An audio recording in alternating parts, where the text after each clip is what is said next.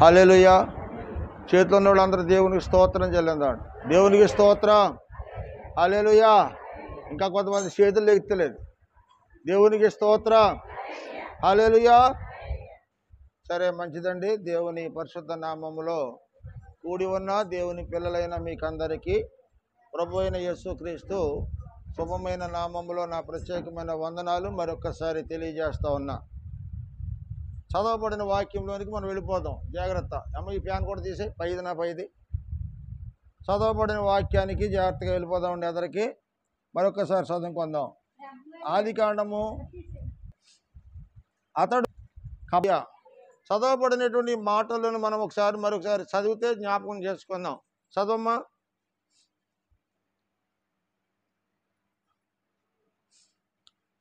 అతడు నీ సహోదరుడు కపటోపాయముతో వచ్చి నీకు రావలసినటువంటి దీవెనలను తీసుకొని పోయెను. ఇది ఒక కుటుంబంలో ఒక కుమారుడు గురించి రాయబడినటువంటి మాటలు. భార్యాభర్తలు వివాహం చేసుకున్నారు, చాలా కాలం పిల్లలు లేరు, చాలా బాధలు పడ్డారు. ఆ గుడికి వెళ్ళారు, ఈ గుడికి వెళ్ళారు, ఎక్కడెక్కడో తిరిగారు. ఎన్ని గుళ్ళు తిరిగినా, ఎన్ని ప్రయత్నాలు చేసినా వాళ్లకు పిల్లలు మాత్రము పుట్టలేదు. అయితే ఇక్కడ మనం దేవుని యొక్క వాక్యాన్ని మనం జాగ్రత్తగా గమనించినట్లయితే ఆదికాండం 25వ అధ్యాయము 21, 22 వచనాలు చదువుకున్నప్పుడు అక్కడ ఈ మాటలు కనబడుతూ ఉంటాయి. ప్రార్థన అనేటువంటి మాట త్వరగా చదివితే నేను ముందుకెళ్ళిపోతాను. ఇస్సాకు భార్య గొడ్రాలు గనక అతడు ఆమె విషయమై అనగా తన భార్య విషయమై యెహోవాను వేడుకొనెను. ఎందుచేతంటే నేను నా భార్య పెళ్లి చేసుకున్న వివాహం చేసుకున్నాం, కానీ మాకు సర్వ సంపదలు ఉన్నాయి, కానీ మాకు కావాల్సింది ఏదో గర్భఫలం అనేటువంటిది మాకు లేదు ప్రభువా, మాకు ఒక గర్భఫలాన్ని సహాయం చేయమని తన భార్య నిమిత్తము భర్త ఏం చేశాడంట? ప్రార్థన చేశాడు. ఇక్కడ జాగ్రత్తగా మీరు గమనించాలి. చేసింది ప్రార్థన ఎవరు చేశారు? భార్య కాదు, భర్త ప్రార్థన చేశాడు. చక్కగా చదవాలి జాగ్రత్తగా. తన భార్య నిమిత్తము, అవునా? రాయబడింది. అలాగని ఏమని రాయబడింది? ఇస్సాకు తన భార్య గుడ్రాలు గనక అతడు ఆమె విషయమై, చూసారండి ఎంత శ్రద్ధ కలిగి ఉన్నాడు భర్త భార్య పట్ల.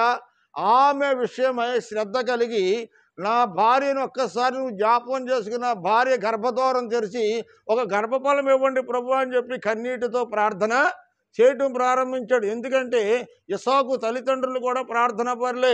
అబ్రహాము అలాగే శారాయి వీళ్ళిద్దరూ కూడా దంపతులు ప్రార్థన పరులు కాబట్టి వాళ్ళు కడుపును పుట్టినటువంటి బిడ్డను కూడా ప్రార్థనలో పెంచారు. ప్రార్థనలో పెంచడమే కాకుండా పెద్ద ఎదిగిన తర్వాత యెహోవాయందు దైవత్తులు కలిగినటువంటి వాడిగా అతనిని చక్కని కుమార్తె నుండి రెప్పగానిచ్చి పెళ్లి చేశారు.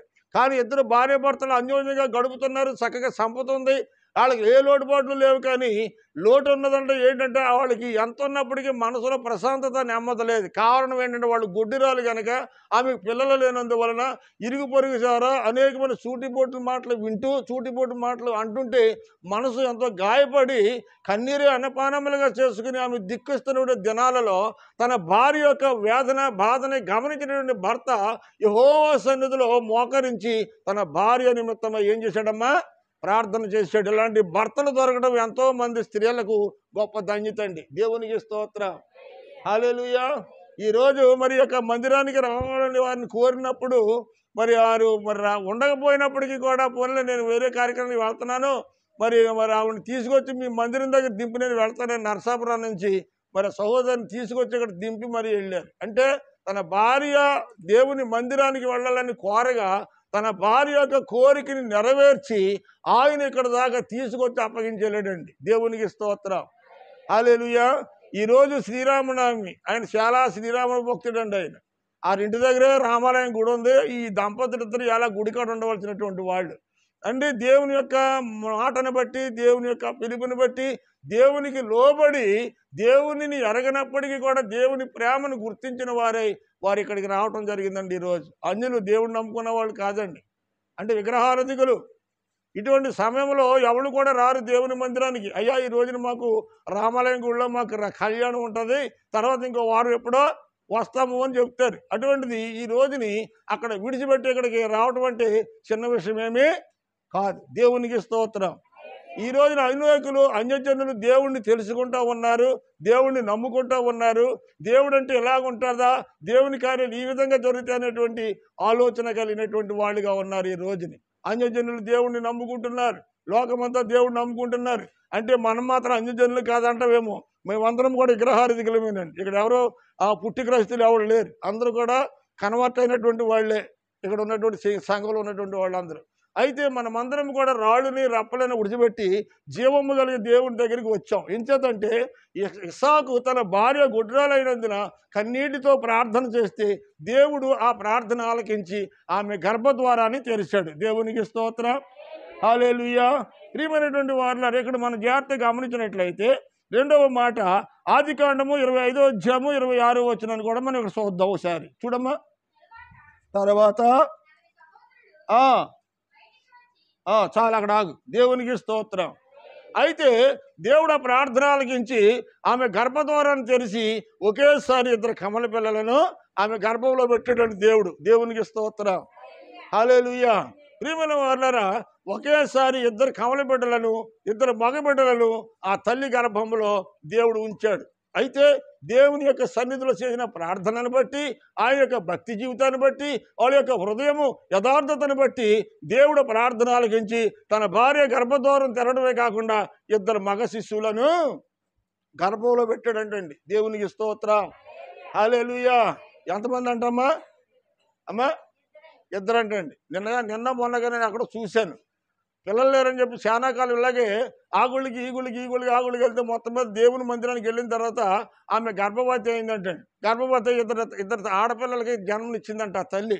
2 పిల్లలు పుట్టిన తర్వాత మళ్ళీ ఇంకో కొడుకు పుడితే సాలు ఆపరేషన్ చేసుకుందామని తల్లి చూస్తూ ఉందంట, తండ్రి కూడా.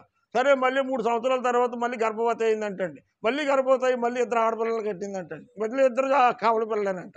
అక్కడికి ఎంతమంది కావల పిల్లలు అయ్యారు? 4 అయ్యారు. అదే పిల్లలు లేరు అనుకున్న వాళ్ళకి 2 కానుపుల్లో 4 ఆడపిల్లలు పుట్టారు. సరే, ఇప్పుడు 3వ కానుపు కదా, ఇది కూడా చూద్దాం. కొడుకు లేకపోతే ఎలాగా, కొడుకు లేకపోతే వద్దని మన సత్య తలగొర పెట్టేవాడు కావాలి కదా. ఎంతమంది ఆడపిల్లలు ఉన్నా ఆస్తి మంచి వెళ్ళిపోతారు, తలగొర పెట్టేవాడు ఉండకపోతే ఎలాగని చెప్పి భార్య భర్తలో ఒక అండర్స్టాండింగ్ వచ్చి మళ్ళీ 3 సంవత్సరాలు ఆగితే మళ్ళీ గర్భవతి అయిందంటండి. మళ్ళీ గర్భవతి అయ్యి మళ్ళీ 3 ఆడపిల్లలకి అన్నదంటండి. అక్కడికి ఎంతమంది ఆడపిల్లలకి అన్నదంట తల్లి? 6 ఆడపిల్లలకి అన్నదంటండి. అంటే 9 సంవత్సరాల్లో 6 ఆడపిల్లలకి అన్నది. భార్య భర్త వీళ్ళకి 2, వాళ్ళకి 6, మొత్తం 80 సంతానం. అమ్మో, మళ్ళీ ఆగితే మళ్ళీ ఇంకొక 2 ఆడపిల్లలు పుడితే మనం ప్రమాదంలో పడిపోతాం అని చెప్పి అతి కష్టంగా నిన్నగాక మొన్న ఆపరేషన్ చేయించుకున్నారండి వాళ్ళు. దేవునికి స్తోత్రం, హల్లెలూయా. నీవు దేవుడు అనుకుంటాడు, నువ్వు అనుకుంటావు దేవుడు ఏం చేయలేడని అనుకుంటావు. కానీ నీ గర్భవేదన, నీ హృదయ వేదన, నీ హృదయ వాంఛ నెరిగినటువంటి దేవుడు, ఆశను కలిగిన యేసయ్య ఏం చేస్తాడంటే నీ గర్భద్వారం తెరిచి ఆయన ఇవ్వవలసి వస్తే కుంభవర్షం కురిపించినట్టు కురిపించాడు. దీవులైనా సరే అంతేనండి. ఆయన ఇవ్వవలసి వస్తే ఆకాశ వాకులను వెప్పి విస్తారమైన వర్షం కురిపించబడినట్లుగా ఆ కుటుంబానికి దేవుడు దీవులు కుమ్మరింతాడు. యెహోవా ఆశీర్వాదమే ఐశ్వర్యం ఇస్తుంది తప్ప నీ రెక్కల కష్టం చేత నువ్వు బెత్తుడు కూడా ఏమి సంపాదించలో. ఒక్క బెత్తుడు స్థలం ఈ లోకం నువ్వు సంపాదించలో. ఈ రోజున నువ్వు ఏదైనా సంపాదించుకున్నావంటే దేవుని యొక్క ఆశీర్వాదమే నీవు ఈ రోజున ఐశ్వర్యం కలిగి ఉండడానికి కారణమై ఉన్నది. దేవునికి స్తోత్రం, హల్లెలూయా. సరే, ఇక్కడికి అయిపోయిందండి. ఇప్పుడు ఈ తల్లి 2 బిడ్డలు దేవుడు ఇచ్చాడు. గర్భంలో 2 బిడ్డలు ఉన్నారు. వాళ్ళిద్దరు గర్భంలో ఏం చేస్తున్నారో ఒకసారి వాక్యాన్ని చదువుదాం. చూడమ్మా, గర్భంలో ఏమున్నది ఇక్కడ చూడు. 22వ వచనం చదువు. 25, 26 చదివా కదా. 25 చదువు ఒకసారి. ఎన్నో వచనం అది? 25, 30 నుండి కాదు, 25, 26, 25 కూడా చదువు. 25. మొదటివాడు ఎర్రని వాడుగా బయటకు వచ్చెను. ఆడికి ఒళ్ళంతా కూడా రోమములతో ఉన్నాడు. అంటే ఒళ్ళంతా కూడా నూగుబొచ్చుతో ఉన్నాడు ఆడు. కనుక ఆడికి యాసావు అని పేరు పెట్టిందంట తల్లిదండ్రులు. మొదటివాడు ఎర్రని వాడు, ఒళ్ళంతా రోమములతో ఉన్నవాడు కనుక వాడికి ఏం పేరు పెట్టిందంట? యాసావు అని పేరు పెట్టిందంటండి. దాని ఇద్దరిలో కడుపులో ఉన్నాడు. ఇద్దరు ఏం చేశారు? అక్కడ రాయబడి ఉంది కదా స్పష్టంగా దాని పైన. ఏమి రాయబడి ఉంది అక్కడ? తల్లి గర్భంలో ఉన్న వాళ్ళు ఇద్దరు ఏం చేశారు? ఒకడికి ఒకడు పెనుగులాడుకుంటున్నారంట. గర్భంలో ఉన్న పిల్లలు ఇద్దరు ఏమనుకుంటున్నారంట? పెనుగులాడుకుంటున్నారు. ఎన్నో వచనం అది? 22వ వచనం చూడండి. ఆదికాండములోనే పిల్లలు లేక బాధపడి భర్త ప్రార్థన చేస్తే భార్య గర్భవతి అయింది. ఇద్దరు పిల్లలు కడుపులో శిశులుగా కొంచెం ఎదగడం మొదలెట్టిన తర్వాత వీళ్ళు బయటకు వచ్చిన తర్వాత ఆస్తుల కోసం గొడవలు పెట్టుకుంటారు. అన్నదమ్ములు తలాల కోసం పెట్టుకుంటే అక్కచెల్లెలు బంగారం కోసం గొడవలు పెట్టుకుంటూ ఉంటారు. కాసు బంగారం కోసం అక్కచెల్లెలు విడిపోతూ ఉంటారు. 4 సెంట్ల స్థలం కోసము అన్నదమ్ములు విడిపోతూ ఉన్నారు. ఈ రోజులో ప్రేమలైనటువంటి కడవరి జిల్లాలో మనం ఉంటుంటే వీళ్ళిద్దరు ఎక్కడ కొట్టుకుంటున్నారంటండి? భూమి మీదకి వచ్చే కొట్టుకోవట్లేదు, తల్లి గర్భంలో ఉండగానే కొట్టుకుంటున్నారంట. రైట్, చదవండి అక్కడ. శిశువులు ఒకనికి ఒకడు పెనుగులు ఆడుకుని కనుక శిశువులు కడుపులో ఉండి తల్లి గర్భంలో ఉండి ఒకరికొకళ్ళు అంటే ఏం చేస్తున్నారంటే పెనుగులు ఆడుకుంటున్నారంట. పెనుగులు ఆడుకుంటున్నారంటే అర్థం ఏంటి అమ్మా? పెనుగులు ఆడుకుంటే అర్థం ఏంటి? ఇద్దరు ఒకరికొకరు దెబ్బలాడుకుంటున్నారు తల్లి గర్భంలో ఉండి. మీరు భూమి మీదకి వచ్చే దెబ్బలాడుకునే వాళ్ళు చూసుంటారు మీరు, కానీ తల్లి గర్భంలో ఉన్న వాళ్ళే దెబ్బలాడుకుంటా ఉన్నారు. ఈ వీళ్ళిద్దరూ కలిసి కడుపులో ఉండి వాళ్ళిద్దరు స్టౌటింగ్ చేసుకుంటుంటే తల్లి బాధనే భరించలేకపోతుందని బైబిల్ రాస్తుంది. చదవమ్మా.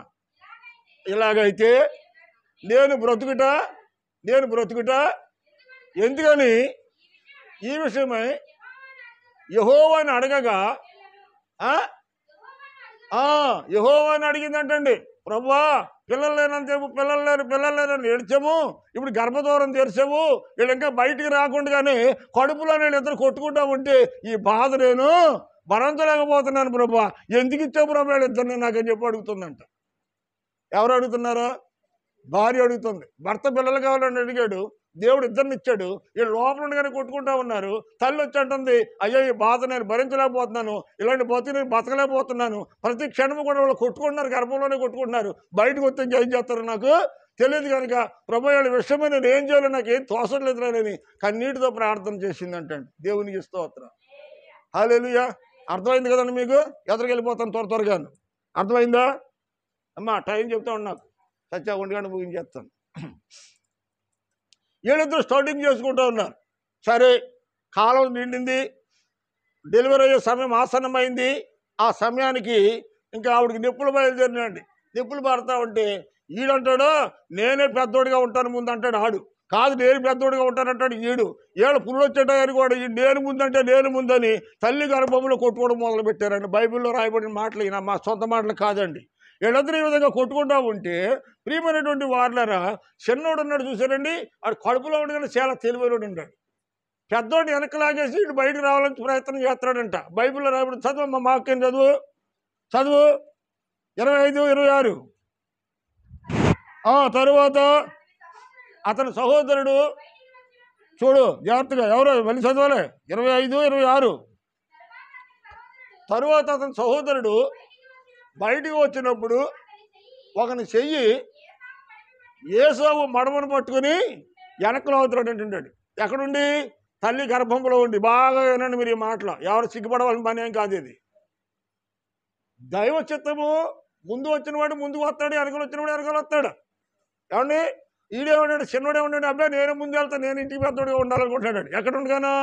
తల్లి గర్భంలో నాకు జ్యేష్ఠత్వ హక్కు కావాలి, ఇంటికి పెద్దోడిగా నేనే ఉండాలి, నా తర్వాత నువ్వు ఉండాలని చెప్పి ఎవరిని అన్నాడంటే పెద్దోడిని అంటున్నాడంటే లోపలుండి.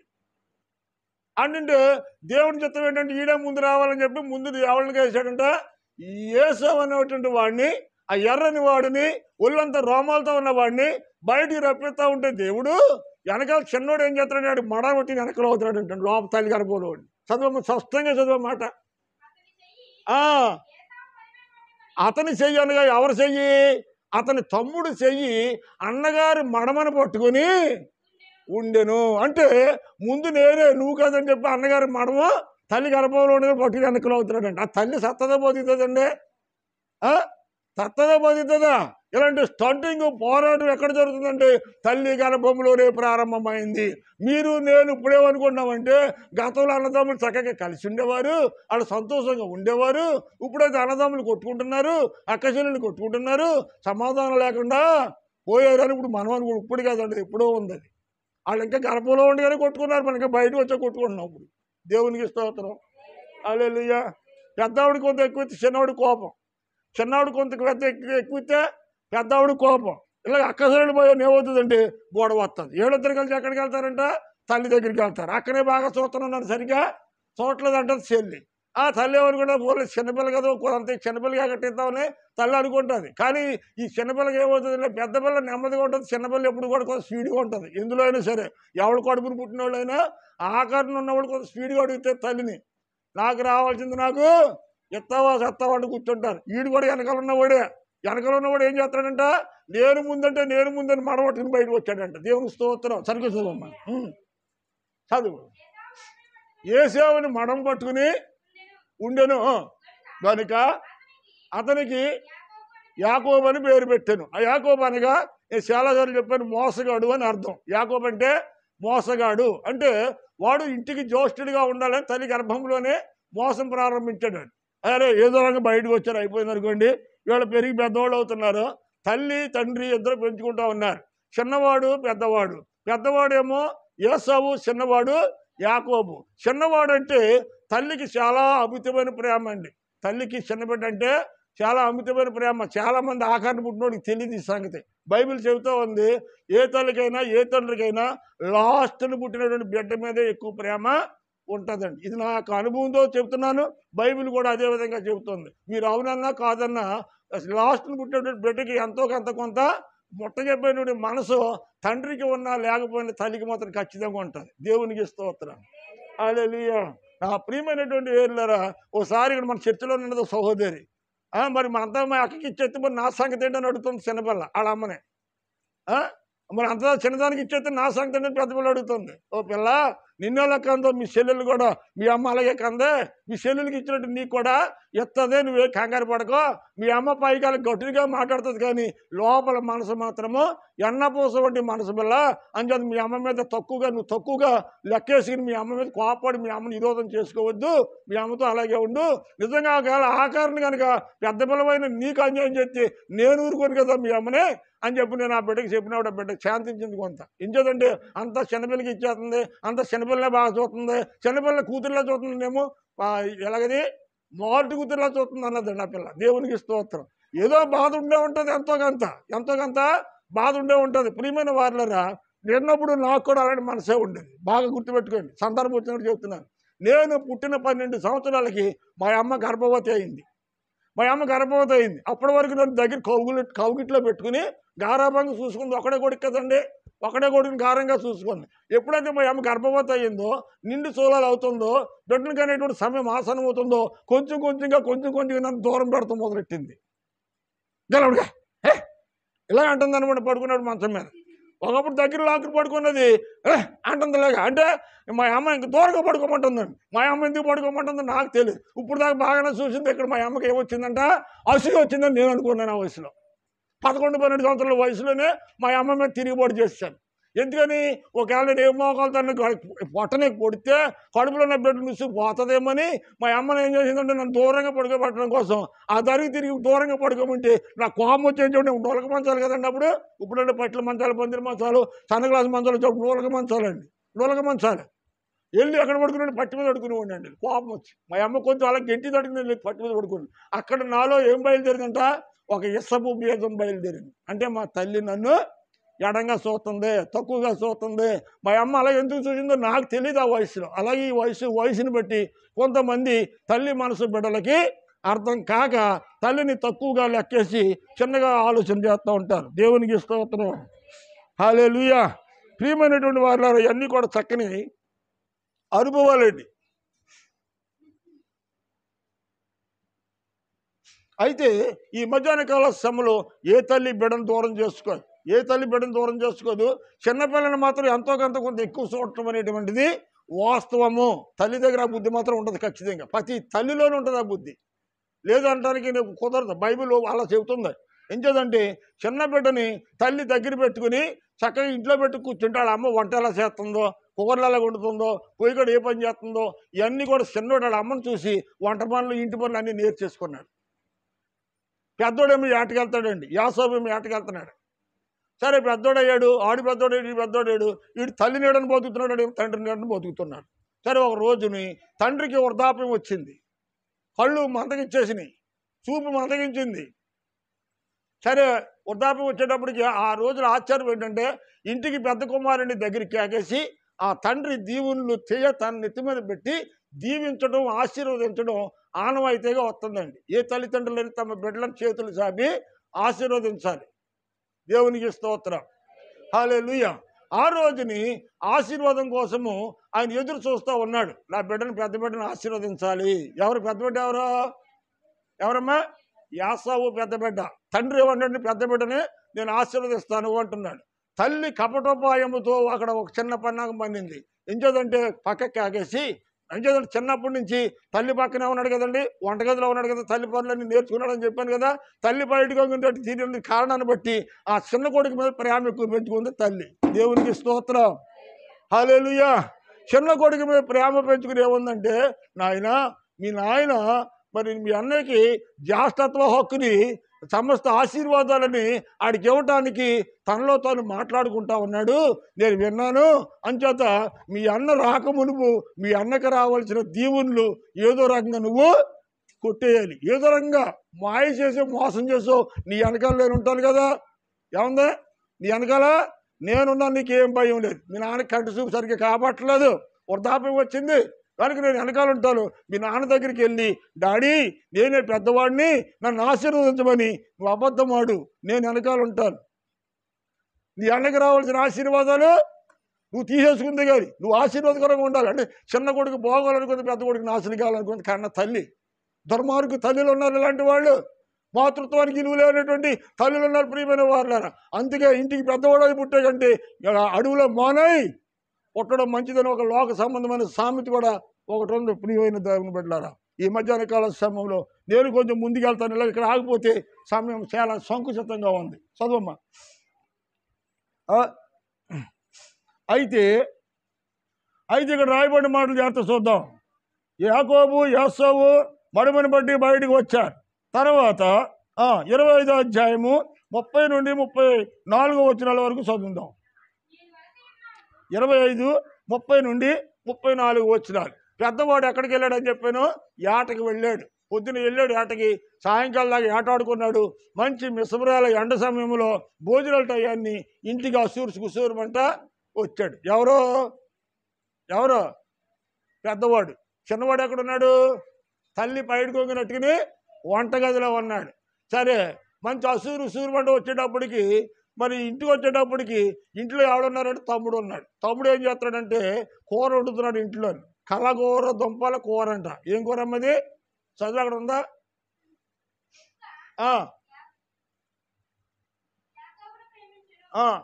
ఎవరిని ప్రేమించిందంట? రెబెకా ఎవరిని ప్రేమించిందంట? రెబెకా యాకోబు అనగా చిన్న కుమారుడు ప్రేమించింది. తల్లి చిన్న కుమారుడిని ప్రేమించింది. చదువు. ఒకనాడు యాకోబు కలగూర వంటతము వండుతుండగా యాసావు అలిసినవాడు, ఎండను పడి వచ్చాడు కదండి, ప్రాణం అలసిపోయింది, సొమ్మ చలిపోయింది, ఆకలితో ఉన్నాడు. ఇంటికి వచ్చేటప్పటికి కూర గుమ్మగుమ్మలాంట వాసన వస్తూ ఉంది. ఏం కూర అమ్మది? చిక్కుడుకాయ టమాటా. చదువు అక్కడ ఉంది, చూడు. నేను అలసి ఉన్నాను, ఆ ఎర్రగా బుర్రగా కాపాడుతున్నటువంటి దానిలో కొంత కూర దయచేసి నాకు పెట్టమని అతనిని అడుగుతూ ఉన్నాడు. అంటే తన తమ్ముడిని అడుగుతున్నాడు. ఆ ఎర్రగా ఉండగా, ఎర్రగా అంటే ఏముంది అందులోనూ? చిక్కుడుకాయ టమాటా కూర ఉండేది. అంటే టమాటాలు వేసిన కూర ఎంతో కొంత ఎర్రగానే ఉంటుంది. ఈ ఎర్రని కూర గుమ్మగుమ్మలు ఆడుతూ ఉంటే ఆకలితో ఉన్నటువంటి ఇతను వ్యక్తి అడుగుతున్నాడు, అరే నాకు ఆకలి అవుతుందా కనిమెతుకులు పెట్టరా అని అడుగుతుంటే ఇప్పుడు సరైన అదును చూశాడండి. మళ్ళీ మొట్టమొదటి తల్లి గర్భంలో ఉండగా నేనే ముందు అనుకున్నాడు వెనకాలంటాడు యాకోబు. ఇక్కడ మళ్ళీ రెండోసారి ఏదో రకంగా జ్యేష్ఠత్వాన్ని దొంగిలించాలి, ఏదో రకంగా తన అన్నగారిని మోసం చేయాలని తమ్ముడు ప్లాన్లో ఉన్నాడండి. ఈ తమ్ముడికి సపోర్ట్ ఎవడున్నారు? తల్లి సపోర్ట్ ఉంది. మీరు ఏం మాట్లాడతలేదు, నాకేం అర్థం అట్లా వింటున్నారో లేదు అని. నేను చించుకున్నాను, చెమటలు కారినాయి, బట్టలు తడిచినాయి. కానీ ఎవరు కపటోపాయంతో మోసం చేసిన వాడు చిన్న కొడుకు సపోర్ట్ ఎవడున్నారు? కన్న తల్లి ఉంది. పెద్ద కొడుకుని కూడా అలాగే కంది కదా, పెద్ద కొడుకుని కన్న తర్వాత ఇక చిన్న కొడుకుని కంది కదా, మరి చిన్న కొడుకుని చూడండి, పెద్ద కొడుకుని కూడా చూడాలి. కానీ కళ్ళు ఏం చేసిన పక్షపాత బుద్ధి చూపించింది. జాగ్రత్త తల్లులని దండం పెట్టి చెప్తున్నాను, మీకు నలుగురు బిడ్డలు ఉన్నా, ఇద్దరు బిడ్డలు ఉన్నా, అందరూ సమానంగా చూడండి. ఒకరికి ఎక్కువ, ఒకరికి తక్కువ ఇవ్వకండి. అది మీకు తరతరాలు ఉసిరి కొట్టుకుంటూ ఉంటారు పిల్లల్ని. గర్భాన్ని పుట్టిన పిల్లలు ఏడ్చారంటే అది మీకు తరతరాలుగా ఆ ఉసిరి మీకు తగులుతూ ఉంటుంది. ఏ తల్లైనా సరే మోసం చేయకండి మీ కడుపుని పుట్టిన బిడ్డలని. మీ కడుపుని పుట్టిన బిడ్డలకి అన్యాయం చేయకండి. పెద్ద బిడ్డ నెల చూస్తావు, చిన్న బిడ్డ అలాగే చూడు, చిన్న బిడ్డ నెల చూస్తున్నా, పెద్ద బిడ్డ అలాగే చూడు. పక్షపాత బుద్ధి మాత్రం పెట్టుకోవద్దు. బైబిల్ చేస్తూ ఉంది అలాగా. చిన్న కుమారుడు అంటే ఇష్టం అంటే చిన్న కుమారుడు అంటే ఇష్టమంట. అంచేత దగ్గర పెట్టుకుంది, వంట చేస్తున్నాడు. ఇప్పుడు చిన్నోడు అయిపోయాడు. పెద్దోడు ఆకలితో వచ్చాడు. ఆకలితో వచ్చి, ఎరా నాకు ఆకలి అవుతుందిరా తమ్ముడు కదా, అంత అన్నం పెట్టరా, ఆ కూరేసి ఇప్పుడు అన్నం తింటారంటే ఆడంటాడు. ఏమంటాడు? అతికి యాకోబు చూడండి ఏమడుగుతున్నాడు. వీడు అడిగింది ఏంటి? ఆకలితో ఉన్నాను, కొంత అన్నం పెట్టరా అని అడిగాడు. ఎవరో అన్నగారు. తమ్ముడు ఏమంటున్నాడు?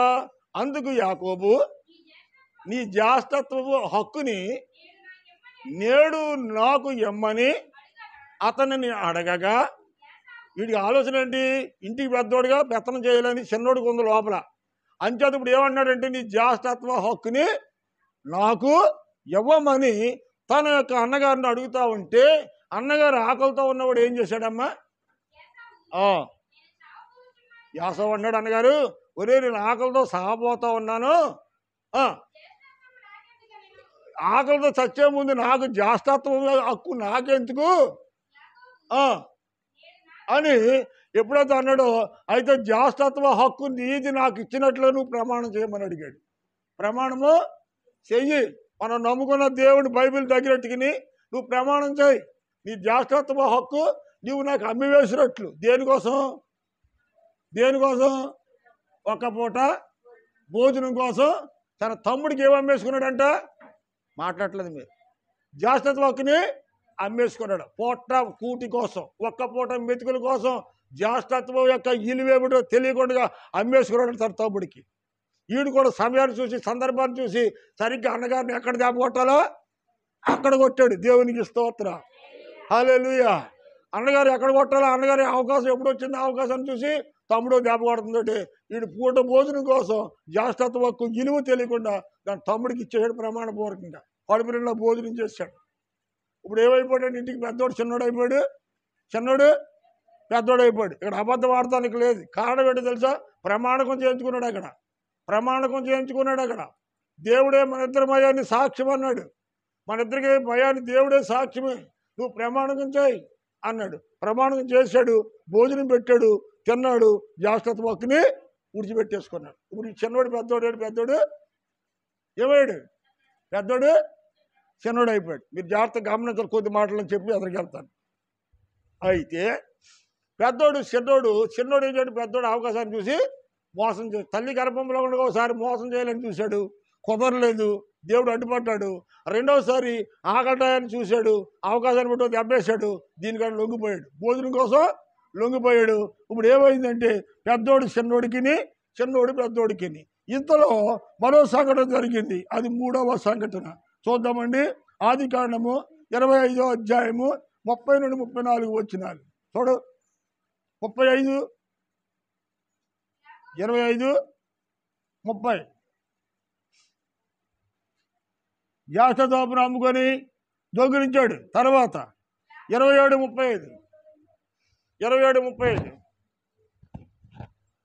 అతడు చూడమ్మా జాగ్రత్తగానండి.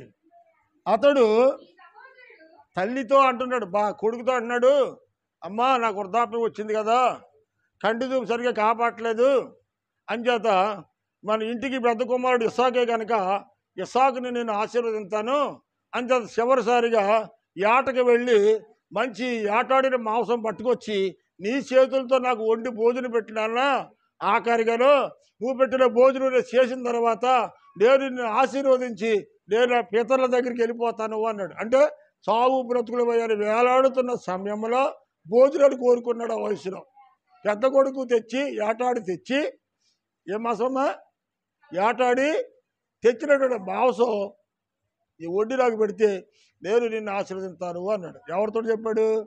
తండ్రి పెద్ద కొడుకుతో చెప్పాడు. ఈ మాట ఎవరున్నారో తెలుసండి? ఇంట్లో ఇంట్లో ఎవరున్నారు? యాకోబు తల్లి రెబకా ఉంది ఇంట్లోను. భర్త ఏమైతే చెబుతున్నాడో, పెద్ద కొడుక్కి భర్త ఏమైతే చెబుతున్నాడో పక్కనుండి తలుపు పక్కనుండి తల్లి ఎందే. ఇప్పుడు తల్లి ఎవరి పక్షాన్ని అమ్మా? చిన్న కొడుకు పక్షాన్ని తల్లి, పెద్ద కొడుకు పక్షాన్ని తండ్రి. తండ్రి ధర్మాన్ని తండ్రి నెరవేర్చడానికి ప్రయత్నం చేస్తే తల్లి అక్కడ ఏం చేసిందో తెలుసా?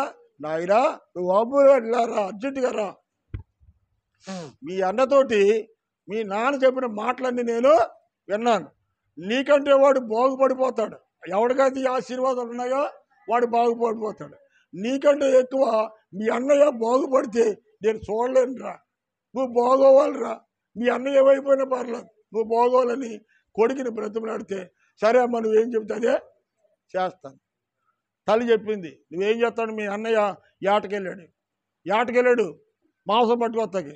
నీలో మందలోకి వెళ్ళి గోరినట్టుకుని దాన్ని శుభ్రంగా చేయించేసి ఏట మాంసానికి మళ్ళీ చక్కగా వండించుకుని మాంసం చేసి పట్టిరా, నేను వండిని చేతికి ఇస్తాను, మీ నాన్న దగ్గరికి వెళ్ళి దిగాను అన్నాడు. తల్లి సలహా ఇచ్చిందండి. భర్తను మోసం చేసింది తల్లి. మరో విధంగా చూస్తే పెద్ద కొడుకుని మోసం చేయడానికి ప్రయత్నం చేస్తుంది. అప్పుడు తల్లి ఒకప్పుడు భర్తను మోసం చేసింది, ఇప్పుడు తల్లి పెద్ద కొడుకుని మోసం చేయడానికి ప్రయత్నం చేస్తుంది. చిన్న కొడుకు పక్షంగా ఉంది. సరే గబగబా ఏటకెళ్ళోడు దొరకాలే పట్టి రావాలి. ఇలా చిన్నోడు ఏం చేయడం, మందలోకి వెళ్ళి దారి కోసుకొచ్చి చేసి పట్టుకోతాడు. తల్లి ఉండేసి ఇచ్చేసింది. పెద్దోడికి ఒళ్ళంతా ఏమున్నాయమ్మా? ఒళ్ళంతా రోమాలు ఉన్నాయి. చిన్నోడు నున్నని వాడు, జాగ్రత్తగా గమనించండి. చిన్నోడు నున్నని శరీరము, పెద్దవాడు ఒళ్ళంతా రోమాలతో ఉన్నవాడు. మనం చూస్తూ ఉంటాం సమాజంలో, ఒకడు ఎర్రగా ఉంటాడు, ఒకటి నల్లగా ఉంటాడు. అర్థమైందండి? ఎర్రగా ఉన్నవాడికి శరీరం నున్నగా ఉంటుంది, నల్లగా ఉన్నవాడికి వచ్చేమో దవసరగా ఉంటుంది ఉంటుందంట. అంటే అది ఎర్రోడు నల్లోడు కలిసి తల్లి గర్భంలోడుగానే కొట్టుకున్నారు. ఒకడు ఎర్రోడు, ఒకడు నల్లోడు. ఈ ఎర్రోళ్ళందరూనేమో ఆ ఎరకాల పుట్టినోడు సంతానం, ఈ నల్లోళ్ళందరూ ముందు పుట్టినోడి సంతానం. దేవునికి స్తోత్రం. అర్థమైందా మీకు? నల్లోళ్ళందరూ ముందు సంతానం, ఎర్రోళ్ళందరూ ఆకార సంతానం. అంచేత నల్లసేవ కుట్టడం కంటే ఎర్రసేవ కుడితేనే ప్రమాదం ఎక్కువ అంట. అవునా కదా? మాట్లాడండి. ఎర్రగొన్న వాళ్ళు తిట్టుకోకండి దయచేసి. నేను ఆవిడ గురించి మాట్లాడట్లేదు. నల్ల సేవ కుట్టితే ఎంత ప్రమాదం ఉంటుంది, కానీ ఎర్ర సేవ కుడితే అంటే ఏది ప్రమాదం మీరు చెప్పడం, మీరే చెప్పండి. నల్ల సేవ కుడితే ప్రమాదమా, ఎర్ర సేవ కుడితే ప్రమాదమా అమ్మా? ఎర్ర సేవ కుడితేనే ప్రమాదం. అసలు మీ అందరికీ తెలుసు, కానీ చెప్పట్లేదు, మీరు నోరు పుట్టలేదు. అదిగో మన సీతాఫల చెట్టు మీద ఉన్నాయి ఎర్ర సేవలు, అవి బేపర సేవలు అంటారు. అవి చెట్టు కింద నుంచి 10 నిమిషాలు ఈ కాలర మీద లేదా తలకి మీద ఎక్కడ దిగి చెవట్టులో లేదా మెడట్టులో కాలరట్టులో కొడుతున్నాయండి. అవి కుట్టిందంటే కొంత వచ్చేస్తుంది, దురద కొంతుంది. అంత ప్రమాదం ఎర్రసీమ. అంచేత ఈ ఎర్రటోళ్ళు కూడా అంతే ప్రమాదం. అంచేత ఈ ఎర్రటోళ్ళు కంటే నల్లటోళ్ళు బెస్ట్. దేవునికి స్తోత్రం. ఎప్పలా నీ గురించో చెబుతున్నాను నేను వాక్యం. ఎర్రోళ్ళు కంటే నల్లోళ్ళు బెస్ట్ అంట. ఎర్రపిల్ల నీ కొడుకు మీద పుట్టింది, నల్లపిల్ల కూడా మాట్లాడమమ్మా. ఇద్దరు నీ కొడుకు మీద పుట్టారు, ఒకళ్ళు ఎర్రగా ఉన్నారు, ఒకళ్ళు నల్లగా ఉన్నారు. అలాగే ఈ యొక్క ఈవిడికి కూడా ఇద్దరు బిడ్డలు అలా పుట్టారు. తల్లి ఏం చేసినాడు? ఇప్పుడు విషయం ఏంటంటే, తల్లి పెద్ద కొడుకుని మోసం చేసిందండి. తల్లి పెద్ద కుమారుడిని మోసం చేసింది. భర్త దగ్గరికి వెళ్ళింది. అయ్యా, పెద్దవాడు వంట చేసి పట్టుకొచ్చాడు, ఏటాడికి పట్టుకొచ్చిన మాంసాన్ని నేనే వండినట్టు చేతికి ఇచ్చాను. ఇదిగో పెద్ద కొడుకు, వాడిని ఆశీర్వదించయ్యా, వాడు దీవించమని భార్య వచ్చి భర్తను ఏం చేస్తుందో భర్త దగ్గరికి చిన్న కొడుకుని పంపించిందండి. ఏమని పంపించింది? ఇటు శరీరం అంతా నున్నగా ఉంటుంది కదా, రోమాలతో ఉన్నటువంటి ఒక సొక్కాయి కుట్టించిందండి. రోమాలతో ఎంటుకలతో ఉన్న సొక్కాయిని కుట్టించి ఆ సొక్కాయి చిన్నోడికి వేసి తీసుకుని వెళ్ళింది. ఆ తండ్రి దగ్గరికి తీసుకెళ్ళి పక్కన కూర్చొని ఏమన్నట్టు తలుపువారిని కూర్చొంది. అన్ని ఊరిపోసేసింది కొడుక్కి. ఎలా చెప్పాలో తండ్రికి, నీకేం పర్లేదు, నేను ఎక్కడ ఉన్నాను అంటే భయపడతా తండ్రి దగ్గరికి వెళ్ళాడు. వెళ్ళి ఇక్కడ ఏమన్నాడమ్మా చూడు 27:24 చదువు, 27-24 చదువు.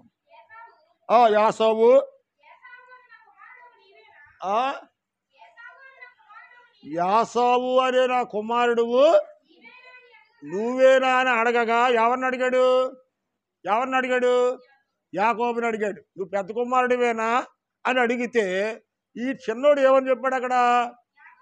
యాకోబు నేనే పెద్ద కుమారుడిని అని చెప్పి అబద్ధం ఆడాడు. ఎవరి దగ్గర అబద్ధం ఆడాడంట? ఎవరి దగ్గర? తండ్రి దగ్గర అబద్ధం ఆడాడు. తండ్రి దగ్గర అబద్ధం ఆడటానికి కారకులు ఎవడు వెనకాల? కన్న తల్లి అబద్ధం ఆడించింది వెనకాలండి. ఆడికి ధైర్యం చనిపోతే తలుపు పక్కన నువ్వు వెళ్ళరా అన్నది. ఆడికి ధైర్యం చెప్పింది. ఏం చెప్పాలని చెప్పింది. ఎంచేదంటే మరి భర్త యొక్క అడుగుజాడలో లోతుపోతులన్నీ ఎవరికి తెలుస్తాయి? భార్యకి తెలుస్తాయి. కాబట్టి సరికి ఇప్పుడు ఏం చేసిందంటే భర్త యొక్క ఆనుపోలని తెలుసుకుని చిన్న కొడుకు బాగా నూరు పోసి అప్పుడు తండ్రి దగ్గరికి పంపించాడు. తాయిరారు పెద్దోడివేనంటే నేను పెద్దోడినే. ఎవరాడు? నేను పెద్ద కొడుకునే అని చెప్పి తండ్రి దగ్గర అబద్ధం పడ్డాడు. కారణం ఏంటంటే తండ్రికి కంటి చూపు లేదు. వృద్ధాప్య వయసు వచ్చింది, కంటి చూపు లేదు. పెద్దోడెవడో చిన్నోడెవడో తెలియదు. కానీ తెలుసుకోవాలంటే ఏం చేయాలి? నేనేళ్ళ తర్వాత దగ్గరికి రమ్మన్నాడు. దగ్గరికి రమ్మన్నాడు, నిలబెట్టాడు. ఒళ్ళంతా తడుని చూస్తున్నాడు. ఒళ్ళు ఈ శరీరం అంతా ఎలా ఉంటుందంట? నున్నగా ఉంటుంది కదండి చిన్నోడిది. ఒక చిన్నోడాడి పెద్దోడా. ఒకవేళ నా భార్య కపటోపాయంతో ఈ నేను మోసం చేస్తుందా నన్ను అని చెప్పి భార్య మీద కూడా కొంచెం అనుమానం వచ్చింది. ఎవరికి? భర్తకి. ఇచ్చాడు చిన్న కొడుకు అంటే ప్రేమ కదండి, అందుకని. సో తడుని చూస్తే ఏముందమ్మా అక్కడ? చదువు చదువు అక్కడ చదువు కూడా వచ్చాయి. ఇప్పుడు చదివే కదా.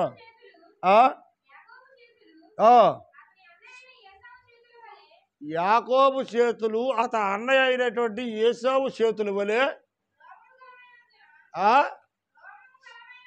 రోమములతో ఉండినందు వలన ఇస్సాకు అతన్ని గుర్తుపట్టలేనంత అతన్ని దీవించి అని రాయబడింది. అంటే చిన్నోడికి రోమాలతో ఉన్నటువంటి వస్త్రాన్ని తొడిగించి భార్య చిన్న కొడుకుని పంపిస్తే తండ్రి ఏం చేశాడంటే ఒళ్ళంతా తడుగు చూస్తే ఒళ్ళంతా ఏముందంట? పెద్దోడికి ఉన్నట్టు చిన్నోడికి కూడా బొచ్చుతో ఉన్నాడండి. చిన్నోడు కూడా తల్లి ఆ విధంగా తయారు చేసింది అనమాట. చక్కగా అలంకరణకి తయారు చేసింది. పెద్ద కొడుకు కంటే నున్నగా చక్కగా అందంగా తయారు చేసింది. ఆ కళ్ళు లేని తండ్రి దగ్గర పంపించింది. తండ్రిని భర్తను మోసం చేసింది భార్య. అటు భర్తను మోసం చేసింది, ఇటు ఇటు ఇటు పెద్ద కొడుకుని మోసం చేసింది. స్త్రీ పాత్ర చాలా ప్రాముఖ్యమైన కుటుంబానికి. కుటుంబం నాశనం అయిపోవాలన్నా, కుటుంబం బాగోవాలన్నా, కుటుంబం అభివృద్ధి చెందాలన్నా, కుటుంబం అడుక్కు తినాలన్నా కుటుంబానికి ఎవరి పాత్ర ముఖ్యమంట? స్త్రీ పాత్ర చాలా ముఖ్యం. దేవునికి స్తోత్రం. అందుకనే యాకోబు రాసిన పత్రికలో ఏమన్నాడంటే ఆమెకి ఓడ ఉంది కదండి. ఓడ పెద్దగా ఉంటుంది, చొక్కన్ని చిన్నగా ఉంటుంది. అంటే ఓడ పెద్దది, ఓడ భర్త. భార్య చొక్కన్ని అన్నాడు. అంటే భార్య అలా నడిపితే భర్త అలా నడుస్తాడు. నడుస్తాడా? నడుడంటారా? ఆవిడ ఒకటే వాడు కోపంకి వెళ్ళిపోయింది అనుకరా.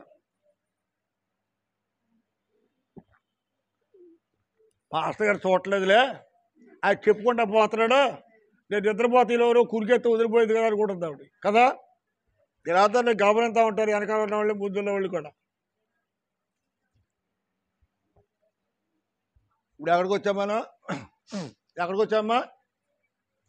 ఎక్కడికి వచ్చాం? కపటోపాయముతో అన్నగారికి రావాల్సిన దీవెనలు తమ్ముడికి వచ్చే విధంగా తల్లి ఏం చేసిందంటే చాలా తెలివితేటలుగా, చాలా చమత్కారంగా పెద్ద కొడుకు రావాలి దీవులని చిన్న కొడుకు వచ్చి ఏర్పాట్లు చేసేసింది.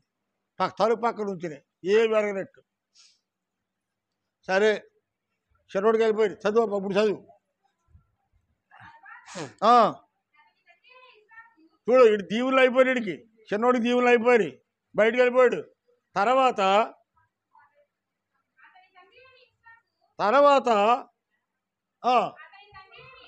అతని తండ్రి అయిన ఇస్సాకు, నా కుమారుడా దగ్గరికి వచ్చి నన్ను ముద్దు పెట్టుకోమని అతనితో చెప్పాను.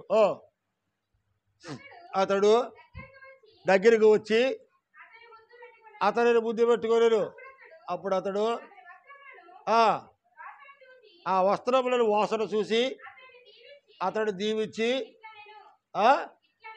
చెప్పు ఏమన్నాడు?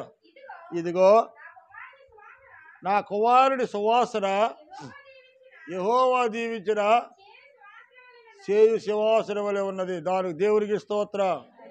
హల్లెలూయా. చిన్నోడు ఏం చేశాడమ్మా? చిన్నోడు దీవులు పట్టుకుపోయాడు. అయిపోయింది. తెలివి కూడా పట్టుకుపోయాడు తల్లి సపోర్టుతో. పెద్ద కొడుకుని మోసం చేసింది తల్లి.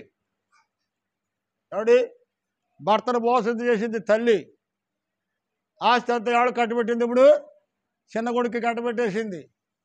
చిన్న కొడుకు ఐశ్వర్యవంతుడు అయ్యాడు, ఆశీర్వాదాలకు వారసుడు అయ్యాడు, అన్నీ బాగానే సంపాదించుకున్నాడు. ఎలా సంపాదించాడు? న్యాయసమ్మతంగానా? ఎలా సంపాదించాడమ్మా? కపటోపాయము ద్వారా రాయబడింది ఇక్కడ. చదివే మాట చూడమ్మా, 27, 25, 35. అతడు చూడండి, నీ సహోదరుడు ఎలా వచ్చాడమ్మా? ఎలా వచ్చాడు? కపటోపాయముతో వచ్చి నీకు రావలసినటువంటి దీవెనలు తీసుకొని పట్టుకుపోయాడు. ఎంత మోసం అండి ఇది! ఎంత అన్యాయం అండి! నీకు రావలసిన దీవెనలు నీ తమ్ముడు కపటోపాయముతో వచ్చి తీసుకొని వెళ్ళిపోయాడయ్యా. ఇక నా దగ్గర ఏమీ లేవు. అయ్యో ప్రభువా, ఎంత దుర్మార్గం అండి! కన్న తల్లి నవమాసాలు మోసి 2 బిడ్డలను కనుక్కొని చిన్న బిడ్డకి మొత్తం పెట్టేసి పెద్ద బిడ్డకి అన్యాయం చేసింది. ఆమె చేసిందిలే, తన భర్త ద్వారా రావాల్సినటువంటి ఆశీర్వాదాలు కూడా రాకుండా చిన్న బిడ్డకి ప్రోత్సాహం చేసి ఆశీర్వాదాలు ఐశ్వర్యాలు చిన్న కొడుకు ఇచ్చి పెద్ద కొడుకుని దిగంబరిగా చేసింది. ఆస్తి లేనివాడిగా చేసింది, అడుక్కునేవాడిగా చేసింది. పెద్దవాడు పాడు చేయడానికి కారణం ఎవరంట? పెద్ద కొడుకుని పాడు చేయడానికి కారణం ఎవరు? తల్లే. తల్లే. ఈరోజు నీ బిడ్డ అయినా నా బిడ్డ అయినా వీళ్ళ దేశంలో తిరుగుతున్నారు, వీళ్ళు బాగుపడలేదు, కష్టపడుతున్నారు, చెమట ఉడుతున్నారు. వాళ్ళ సంపాదన అంతా సిలి సంచులో వేసినట్టు. కారణం ఏంటో తెలుసా? కారణం ఏంటో తెలుసా? ఆ తల్లి పెంపకం సరిగా లేకపోతే బిడ్డలు ఆ విధంగానే తయారవుతారు. తల్లిని బట్టి ఒక బిడ్డ భిక్షాడు ఎత్తుకునే తీసుకొచ్చాడు, మరో బిడ్డ ఐశ్వర్యవంతుడు. దేవునికి స్తోత్రం. చిన్న విషయం చెప్పి అతనికి వెళ్తాను. నేను కూడా మా అమ్మకి నాన్నకి 2 కొడుకులు ఇవ్వండి. జాతీయ వరుడు 2 కొడుకులు. మా అమ్మకి మా నాన్నకి మేము 2 కొడుకులు. నేను ఇంటికి పెద్దవాడిని, మా తమ్ముడు చిన్నవాడు. చెప్పారు కదా మీకు, మాకంటే 12 సంవత్సరాలు వెనక పుట్టాడు. మా అమ్మ ఏం చేసింది తెలుసండి?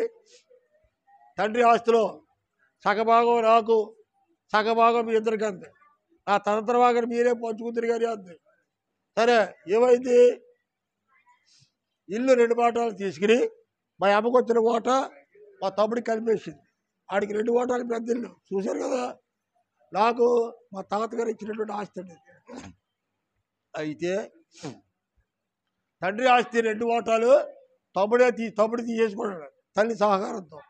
ఇప్పుడు నా తల్లికి ఓ 30 లక్షల రూపాయలు ఆస్తి ఉంది. అంటే 3 సెంట్ల స్థలం, 5 లక్షల రూపాయలు క్యాష్, 3 కోసులు బంగారం. ఇదేం చేయడం? బంగారం ఏమో చిన్న కొడుకు కూతురికి ఇచ్చింది, 3 సెంట్ల స్థలం చిన్న కొడుకు ఇచ్చింది.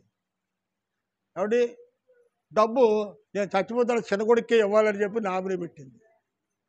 అంటే నాకేమి ఇచ్చినట్టు మా అమ్మ? నాకు ఏమిచ్చినట్టు అమ్మా? మా అమ్మ నన్ను నిరాధారుడిగా విడిచిపెట్టిందండి. బైబిల్ నేను చూసినప్పుడు అనుకున్నాను, నా తమ్ముడు నాకంటే 11 సంవత్సరాలు వెనకల పుట్టినోడికి తండ్రి ఆస్తి ఆడికే, తల్లి ఆస్తి ఆడికే అంటగట్టి ఏదో రకంగా ఆడి బాగు చేయాలని చూసింది, నన్ను పాడు చేయాలని చూసింది. ఒక రోజుని ఆడు ఏ రోజుగా రోజు తౌడు బియ్యం పొట్ల గట్టి తెచ్చుకున్నాడు కొట్టుకాడించి. ఇప్పుడు ఏం చేస్తాడంటే 25 కేజీలు బియ్యం కట్టగట్టి తెచ్చుకున్నాడు ఇంటికి. నాకు అనుమానం వచ్చింది, 1/2 కేజీ బియ్యం పొట్టలు కట్టుకునేవాడు 25 కేజీల బియ్యం ఎక్కడ తెచ్చుకుంటాడు? ఎలా వచ్చిన డబ్బు అనుకున్నాడు. ఆలోచించేదానికి మొత్తం బయటపడ్డాడు. పెద్దల నలుగురు తీసుకెళ్ళి కూర్చోబెట్టి అడిగితే అంత ఆడికే అంటే ఇలాగే చెయ్యలా పెట్టి శరాబరికి దాన్ని నువ్వు నీళ్ళు ఆయురానికి వెళ్తుండబ్బా అని చెప్పి నేను మా అమ్మని ఆఖరికి అదే మాట అని వచ్చేసాను. అంతే. ఆ రోజు ఈ రోజుకి మళ్ళీ మా అమ్మ గుమ్మలోకి వెళ్ళలేదు. లేదు, మా అమ్మ వాళ్ళ చేత వీళ్ళ చేత కౌరు చేస్తుంది. పెద్ద కొడుకుని చూడలేదు. మీలాంటి వాళ్ళు అడుగుతున్నారు. పెద్ద కోళ్ళు చక్కగా పాస్టర్ అమ్మ గారు 10 మందిలో గౌరవంగా మంచిగా బతుకుతున్నారు. 10 మందికి ఉపకారం చేసే మనుషులు. అమ్మ అని ఆప్యాయతగా పిలిచి తడి కొడుక్కి నువ్వు బతికొట్టుగానే ఏం చేసావు? సజీవ యోగముగా జీవోత్సవంలో చేస్తావు. బతికొట్టుగా నీ కొడుకు నీ చేతుల్లో కప్పి పెట్టేసుకున్నావు. బతికొట్టుగా నీ కొడుకు లేడు అనుకున్నావు. చిన్నోడు పేరెంట్ పిలుస్తాడు, కాంతమ్మ అని పిలుస్తాడు. కాంతమ్మ అని పిలిచేవాడికి ఆస్తి అంత అంటకెట్టేస్తావు. అమ్మ అని ఆప్యాతగా పిలిచేవాడికి చిల్లిగా కూడా ఇవ్వలేదు. అసలే పెద్దోడు నీకు పుట్టినోడేనా అని ఓ బ్యాబులాడు అడిగిందంట.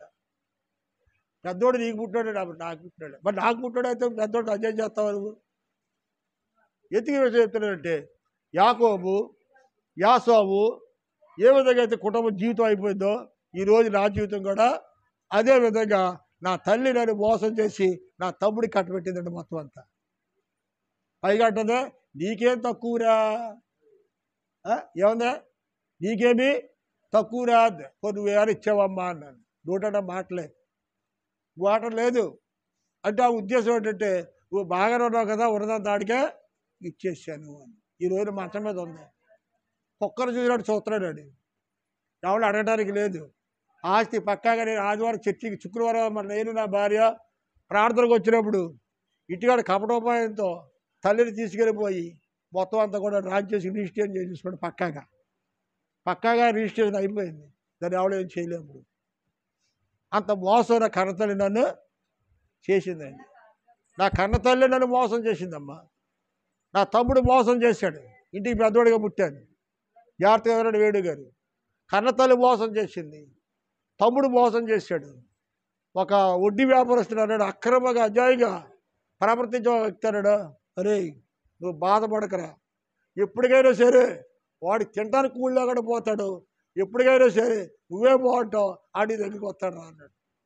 అక్రమంగా ప్రవర్తించే ఒక వ్యక్తి న్యాయంగా మాట్లాడుతూ ఇప్పటికీ కూడా ఆ మాట మనసులో ఉండిపోయింది నాకు. నిజమే కదా, అన్యాయంగా సంపాదించిన ఆస్తి అక్కడికి రాదండి. వృద్ధాప్యం వచ్చినప్పుడు ఏదో తగన రోగం పట్టుకొని ఆస్తి అంతా ఆసుపత్రి పోలు అవ్వాల్సిందే తప్ప ₹1 తినడానికి మాత్రమే అవకాశం ఉండదు. బైబిల్ చెబుతా ఉంది. అంచేత అన్యక్రాంతంగా ఆస్తి సంపాదించేవాడు దానిని ఉన్నదని చెప్పుకోవడం వరకే తప్ప అనుభవించడానికి ఉండదు. ప్రియమైన వారులారా, ఈరోజు తల్లి మోసం చేసింది. చిన్నోడికి పెద్దోడు పగల కోరుతున్నాడు. ఇప్పుడు నా తండ్రి చదువు ఇప్పుడు ఏమన్నాడు ఇక్కడ చూడు, అది నీ తమ్ముడు నీ సహోదరుడు కపటోపాయంతో వచ్చి నీకు రావాల్సిన దీవెన తీసుకొని పోయారు. అప్పుడు ఏమన్నాడు యాకోబు అని పేరు అతనికి తగినటువంటిదే. యాకోబు అనే పేరుకి తగినటువంటి జీవితం వాడిది. అతడు ఇప్పుడు ఎన్నిసార్లు మోసం చేశాడు? 2 సార్లు మోసం చేశాడు. ఒకటి ఆకలితో ఉన్నప్పుడు పూట భోజనం పెట్టి జ్యేష్ఠత్వాన్ని దొంగిలించాడు. ఇప్పుడు రెండవసారి ఆ తల్లి సపోర్ట్ని బట్టి రెండవసారి మళ్ళీ ఇప్పుడు నాకు రావాల్సిన దీవుళ్ళు కపటోపాయంతో పట్టుకుపోయాడు. దేవునికి స్తోత్రం, హల్లెలూయా. ఎన్నిసార్లు మోసం చేశాడు? ఎన్నిసార్లు? 2 సార్లు. ఒకటి జ్యేష్ఠత్వ హక్కు, రెండోది తల్లి సంపాదించిన స్వాస్థ్యము, ఆస్తి, ఐశ్వర్యము సమస్తము కూడా తల్లి సపోర్టుతో చిన్న కొడుకు కూర్చోబెట్టేశారు. ఇప్పుడు పెద్దోడికి ఎలా ఉంటుంది మీరు చెప్పండి? పెద్దోడికి ఎలా ఉంటుంది? మంచి పని చేసావా అమ్మ అంటాడా? మంచి పని చేసావు తమ్ముడు అంటాడా? పెద్దోడికి ఇప్పుడు ఏం కలిగిందని బాధ కలిగింది. తమ్ముడు ఎక్కడ కనపడ్డా సరే చంపేనని చెప్పి కక్ష కోరుతూ ఉన్నాడు. అన్నగారు కక్షలు కోరుతూ ఉన్నాడు, పగలు కోరుతూ ఉన్నాడు. ప్రియమైన వారులారా, అయితే ఈ విషయాలన్నీ తల్లి అంటుంది, ఒరేయ్ చిన్నోడా, పెద్దోడు నువ్వు చేసిన పనిని బట్టి నువ్వు ఎక్కడ కనపడే సరే నేను నరికేత్తకు చూస్తున్నాడు. అంచేత ఆడికి కనపడకుండా నా పుట్టింటికి వెళ్ళిపోరా నువ్వు, వీడి కోపం చల్లారిన తర్వాత నీకు నేను వెళ్ళి కౌరు చేస్తాను, అప్పుడు వద్దు కానీ నువ్వు వెళ్ళిపోయి ఎక్కడ ఉంటుందే నా పుట్టినటువంటి నీ మేనమామ గారింటికి వెళ్ళిపోమని మేనమామ గారింటికి పంపించేసి చదువు మాట కూడా ముగించేసుకోమాక 27:45 ఇదిగో నీ అన్నయ్య అయినటువంటి యాసావు నిన్ను చంపడం కోసము నిన్ను గూర్చి తనలో తను అనుకోవటము ఓదార్చుకోవటము నేను చదువు. కాబట్టి నా కుమారుడా నీవు నా మాట విని, చూడు జాగ్రత్తగా వినండి, మాట ముగించేస్తాను. ఇంకా నా కుమారుడా నీ అన్న అయినటువంటి యాసావు నిన్ను చంపడానికి ప్రయత్నం చేస్తా ఉన్నాడు. అందుచేత నీ వాడి చేతిలో చచ్చిపోవడం నా కళ్ళారా నేను చూడలేను కనుక లేచి హారానులో ఉన్న నా సహోదరుడకు లాబాను యొద్దకు పారిపోయి నీ అన్న కోపం చల్లారే వరకు నీ మీద నుండి తొలగి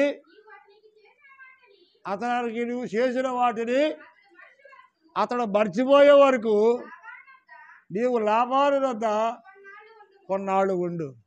దేవునికి స్తోత్రం. హల్లెలూయా. తల్లి ఏం చెప్తుందంట, కొన్నాళ్ళు నా పుట్టింటికి వెళ్ళిపోయి నా సహోదరుడు నీ మేనమామ అయినటువంటి లాభాలు ఇంటికాడు కొంతకాలం అక్కడ ఉండు. చిన్నోడు పెద్దోడికి కోపం చల్లారిన తర్వాత నేను నీ కౌరు చేస్తాను, అప్పుడు వద్దు కానీ అని చెప్పి తల్లి ఏం చేసిందంటే రహస్యంగా చిన్న కొడుకుని చంపేస్తాడేమని భయపడి చిన్న కొడుకుని తల్లి సపోర్ట్ చేసి తన మేనమామ గారికి పంపించేసింది. కలిసి ఉన్న కుటుంబం, ఆస్తి ఉంది, ఐశ్వర్యం ఉంది, ఆశీర్వాదాలు ఉన్నాయి, కానీ కలిసి ఉండడానికి భయం గుప్పులో పెరుగుతున్నాడు. అన్నగారు ఎప్పుడు చంపేస్తాడో తెలియదు, అన్నగారు ఎప్పుడు చంపేస్తాడో తెలియదు. అన్నగారు చంపేస్తాడని ఆస్తి ఉంది కానీ ప్రాణభయంతో గుప్పు ప్రాణభయంతో ఉన్నాడు. ప్రియమైన వాళ్ళరా, విస్తారమైన ఆస్తి ఉండి నెమ్మది లేని కంటే నెమ్మది కలిగి చుట్టుకుడుచులో ఉండి ఇప్పుడు అర్హత ఎంతో మేలని దేవుడి వాక్యము సెలవిస్తాం. దేవుడికి స్తోత్రం. హల్లెలూయా. ప్రియమైన వాళ్ళరా, అన్యాయంగా ఆస్తి సంపాదించాడు, తండ్రికి దూరం అయిపోయాడు, తల్లికి దూరం అయిపోయాడు, ఆస్తి ఉంది కానీ ప్రాణభయం పట్టుకుంది. అక్రమంగా ఆస్తిని కూడగట్టుకునేవాడు